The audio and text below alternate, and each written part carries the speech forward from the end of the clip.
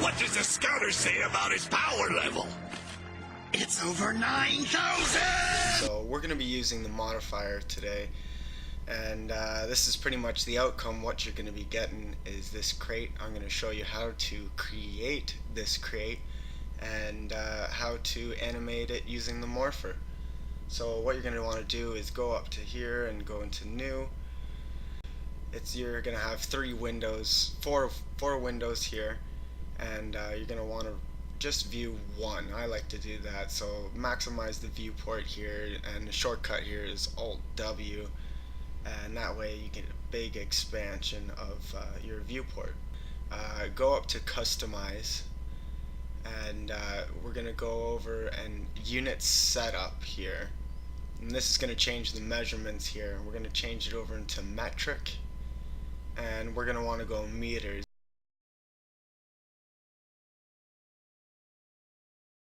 So go over to box over here in the create tab and click and drag anywhere in the scene, just a little bit, doesn't matter because we're going to be changing the parameters. Over in the length, we're going to go over into 0.5 on length, width and height, but as you can see here, it's a little small.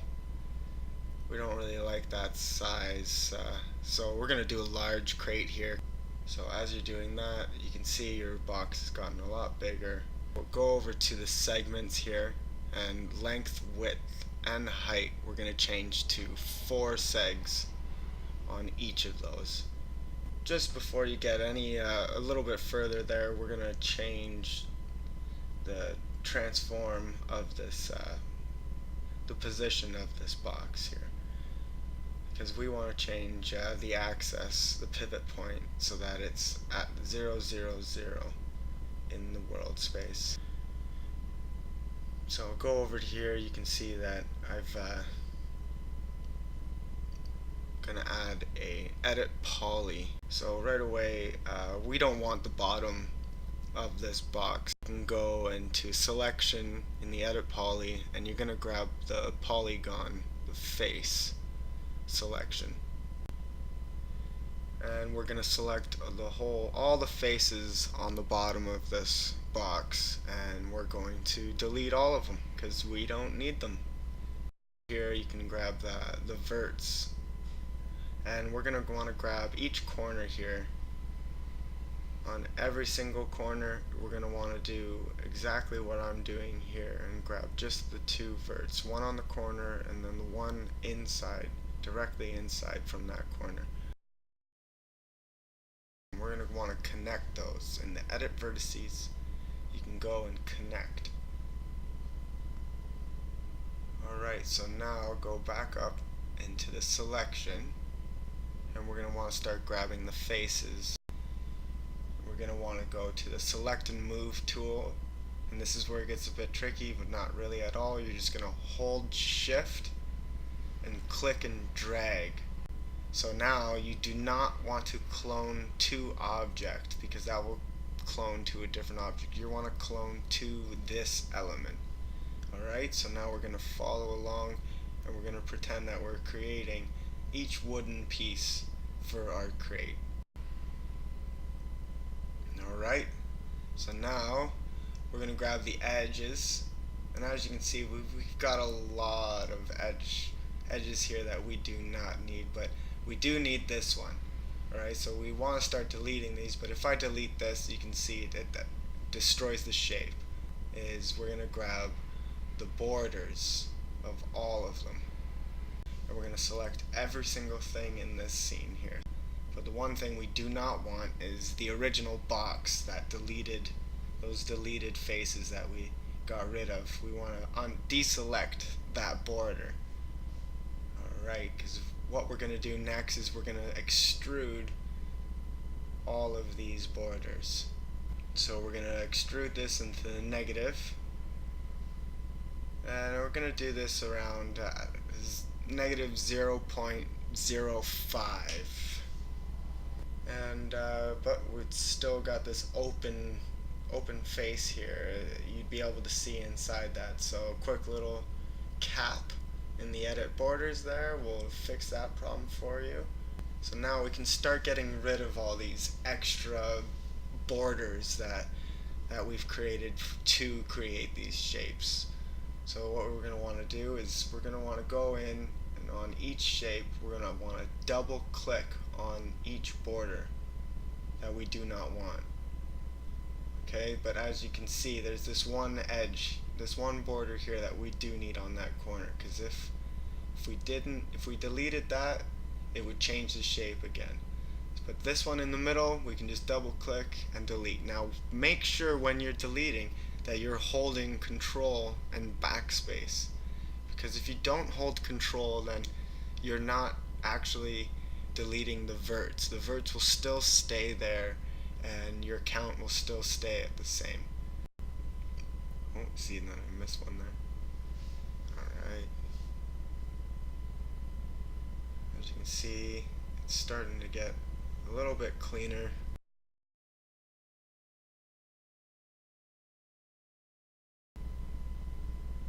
Alright, so now you can see that all those unnecessary borders are gone and deleted. We've got nice clean shapes here. So now what you're wanting to do is you're going to go over to actually the element in selection, because now we're going to be able to grab each shape that we've pulled out and created by itself. Okay, and so the reason that we've kept our main box here from the beginning is for a reference to move each shape that we've made back to its original form.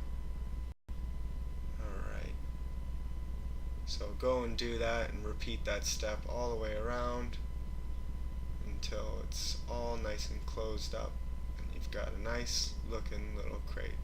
Now before you close up the top, delete the original box that was inside there. Just click on it as an element. You can see the whole thing is selected inside, and just hit the delete button and get rid of it. We don't need it anymore. Alright, and move the last shapes down, and all that we're left with are all of the pieces that we have created. We're going to go and we're going to grab all the edge selection tool. We're going to select every single edge in this scene. Edit edges, and we're going to click on the window for chamfer. As you can see right away, it puts on a default chamfer. It's a little bit messy, don't really like that. A little bit too much as well. We don't want that much chamfer on our crate. So we're going to bring this down. You can also change the chamfer type. I believe it's from quad to standard. Yeah, quad to standard. Quad just adds the extra verts in there, and I think I like standard the best. Quad works if you want to kind of round out your chamfer a bit, but we're not really looking for that because we're having such a small chamfer on these wooden planks here. But you can see that we do have a bit of a gap in between here now that we've added a chamfer. It's just a quick little move, easy moving of the elements there. You can see that we're on elements here. And when you're selected on an element, I've noticed when we're going to try and duplicate this whole object now. Make sure edit poly is not on. We don't want this on. Turn this off and make sure everything is deselected in the edit poly. So all we're going to do now is hold shift again and click and drag a copy, an instance or a reference. We're going to want to do a copy. And we're going to name this crate broken float. Crate broken float, because this is going to be the floating pieces in the air. Grab the same one and hold shift, click and drag. We're going to create a copy, and we're going to name this crate broken floor. Alright, so I'm just going to rename our original box that we created as crate. Alright, so now we're going to want to move our new crates that we've created over into the same position as our original crate. Now that's really easy. You can just align each shape. All you have to do is Alt A. So first we're going to start with our floating pieces here. So we're going to want to hide our other crates, and we're going to want to just see our crate broken float. Okay, so we're going to go over to selection again in the edit poly, and we're going to grab the elements, and here we're going to want to start positioning our pieces as if they're floating in the air, as if something had just exploded inside the crate. You can add a little bit of rotation to them. Just remember which rotation you rotated them on, which axis you rotated them on. So as you can see, I'm pulling these pieces out just by 2 on the grid.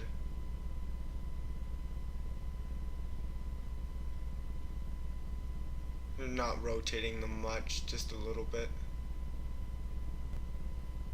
Alright, so you're going to want to go and repeat this step for all the pieces, and just go along the box and have them floating outwards as if there was an explosion inside the crate.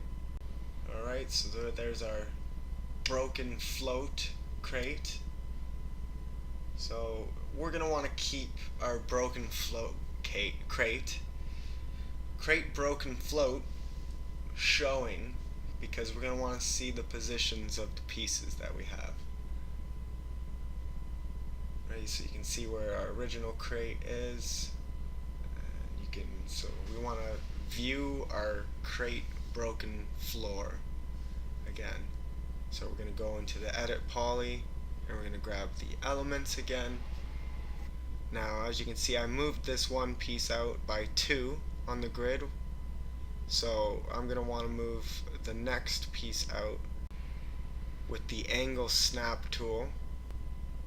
This will snap it directly at 90 degrees, and quickly move over to the move tool, and I just right click on the Z axis, and that will set it to 0. Just keep continuing moving these pieces outwards as if now they are laying on the floor after the explosion. This is the aftermath of the explosion, when all the pieces have settled.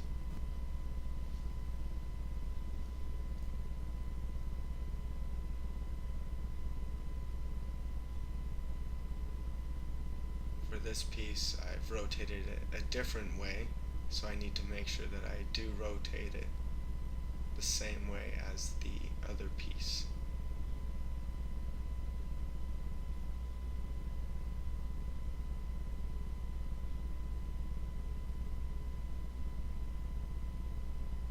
Which is on the x-axis, and we're going to want to do that at -90. Move over to the move tool, right click on the Z axis. And with this piece, I'm going to move it on top of the other piece, just for effect, because they won't end up colliding with each other, because the other piece is so much lower than the other piece. When we animate this, they won't interfere with each other, so we can have this land on top. You can add a little bit of character to your explosion, to your pieces. Try not to rotate them too much. You will see why when we get further on in the tutorial. So just keep moving all the pieces around, rotating them, and then placing them on the floor. Obviously, the further out you move the pieces, means the stronger the explosion or the impact will be on the crate.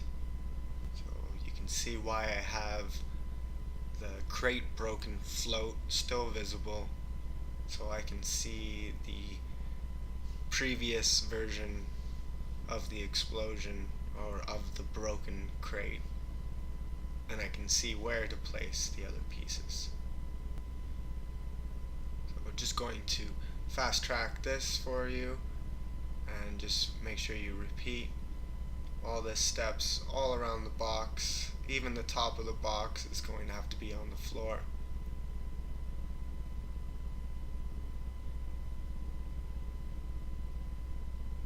Just be sure that you've rotated them the correct way as the previous version.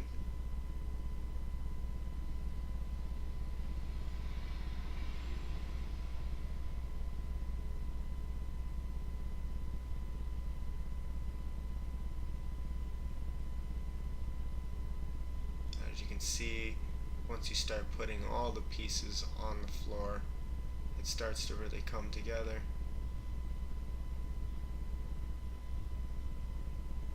Grabbing the final pieces, you can just slap them down right on the floor because they were kind of right in the middle anyways. They're not going to get that much distance on the type of destruction that we want right now for our crate. So now our next step is what we're going to want to do is grab the original crate, and we're going to want to add my favorite, the morphing modifier. So just click into the modifier tab, modifier tab, and select the Morpher. So what this is going to do is it's going to create a bunch of empty channels. So what you want to do is in the first channel is pick an object from the scene in the channel parameters, and we're going to want to have the broken float crate as our first channel. So if you go back up, there's our object right there. So now make sure you click on the second channel, pick object from scene, and we're going to want to select the crate broken floor.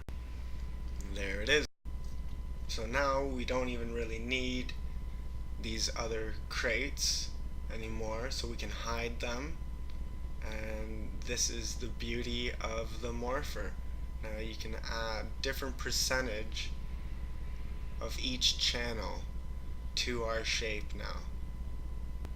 We're going to change the color of our crate here, and you can click on the color thing here, and we can change it to a brown.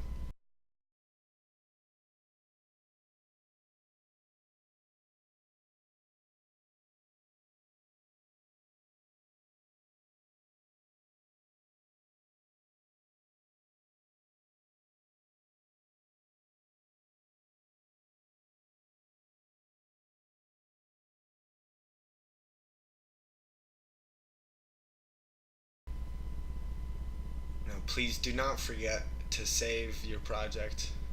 It's very important to always save. Keep saving. Never forget to save. Alright, so we're going to start animating our crate.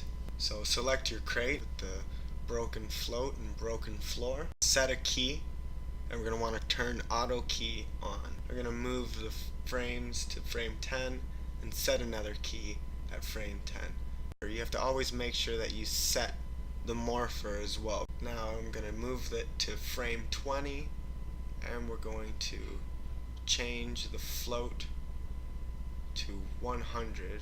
So we're going to go to frame 30, turn the broken float to 0, and we're going to turn broken floor to 100%. So now that's going to merge both of them together in the animation, making it seem like the box has been destroyed and all the pieces are scattering. And there you have it. And there's your destructible box. Now the reason I used the Morpher is I tried just using a transform animation, and it will work in 3D Studio, but when you try to import just a transformation animation into Unity, I'm not sure about any other game engines, but with Unity game engine, it won't show the transform animations. So with the Morpher, it will actually show you changing the element pieces themselves as a transform. But obviously if there's some force inside the box, the pieces are going to project out and then fall.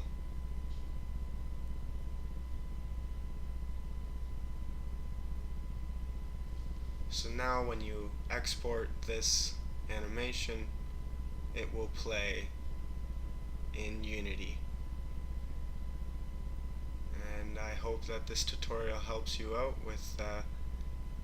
with your video games or with your animations down in future projects.